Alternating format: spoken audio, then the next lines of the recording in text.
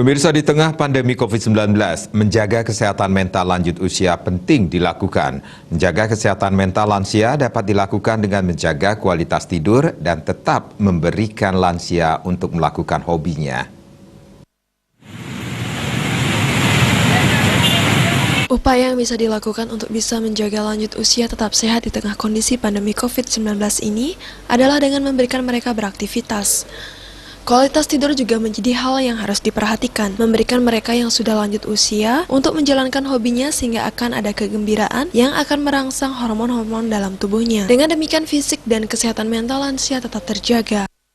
Apa yang bisa kita lakukan untuk menjaga lanjut usia tetap sehat di tengah kondisi COVID ini adalah dengan memberikan mereka beraktivitas seperti biasa dan bila perlu diberikan kesempatan untuk berkumpul dengan sesama lanjut usia sehingga mereka merasa tetap ada dalam kehidupan ini.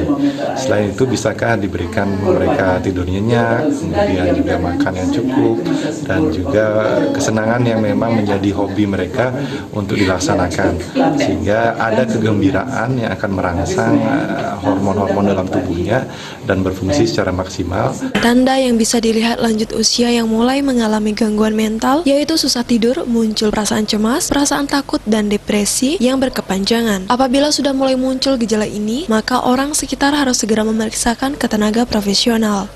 Agung Ria, Bali TV.